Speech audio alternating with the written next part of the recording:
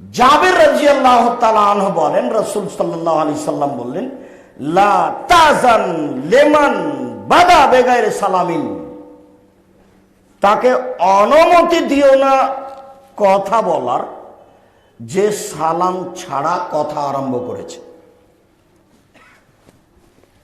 কথা বলার পূর্বে প্রথম শব্দ হবে আসসালামু আলাইকুম। বর্তমান অনেক এমপি মন্ত্রী নেতারা বলছেন আউযুবিল্লাহি মিনাশ শাইতানির রাজিম, আসসালামু আলাইকুম। কোন নেতা বলছেন বিসমিল্লাহির রহমানির রহিম, আসসালামু আলাইকুম। কোন নেতা বলছেন উপস্থিত এখানে রয়েছেন অমুক নেতা, অমুক নেতা, অমুক চেয়ারম্যান, উপস্থিত মুরব্বী, অন্তরালের মা বোনেরা, আসসালামু আলাইকুম। একটাও জায়েজ নাই, সবই হারাম।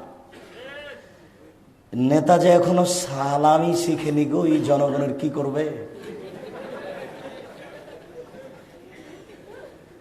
নেতা যে সালামি জানে না।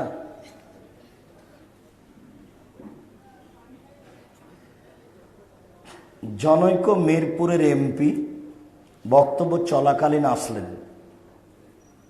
তো পিছন থেকে কয়েকজন বলছেন যে আপনি বক্তব্য বন্ধ করলে এমপি সাহেব দুটো কথা বলতেন।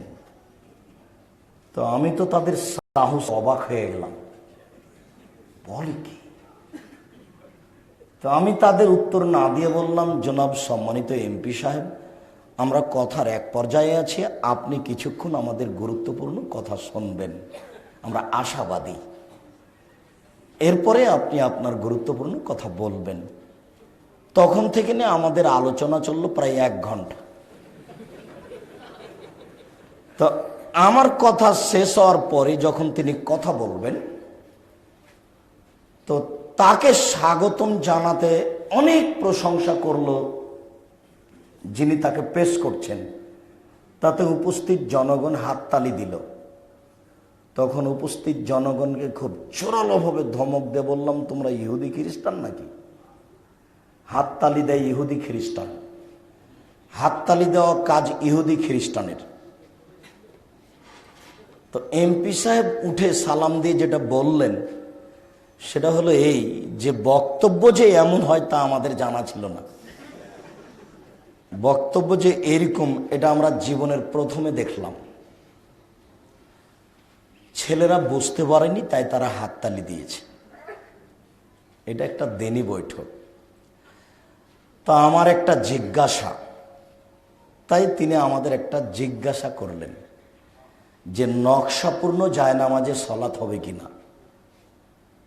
তা আমরা বললাম যে নকশাপূর্ণ জায়নামাজে সলাত না পড়াই ভালো, তাতে একাগ্রতা নষ্ট হয়। মসজিদের পশ্চিম দেওয়ালে কোনো নকশাপূর্ণ টাইলস থাকবে না। যদি আপনাদের সরিটোলা, মালিটোলাই বা বংশালে বা নাজিরা বাজারে এসব জায়গাতে সামনে মুখে নকশাপূর্ণ কাবাঘরের ছবিপূর্ণ টাইলস থাকে, তাহলে জরুরি ভিত্তিতে খুলে 1 কালার টাইলস লাগাতে হবে। পশ্চিম দেওয়ালে মোবাইল ফোন বন্ধ করুন, লেখা যাবে না। পশ্চিম দেওয়ালের ঘড়ি থাকবে না। পশ্চিম দেওয়ালে কোনো কিছু ঝুলা থাকবে না। যদি লেখা থাকে মোবাইল ফোন বন্ধ করুন, তাহলে লোকটা আল্লাহু আকবার বলার পরে মনে মনে বলবে মোবাইল ফোন বন্ধ করুন। এরই নামই একাগ্রতা নষ্ট হওয়া। পশ্চিম দেওয়ালে কোনো কিছু চলবে না, একবারে সব বাতিল, কোনো নকশাপূর্ণ টাইলস থাকবে না। বলছিলাম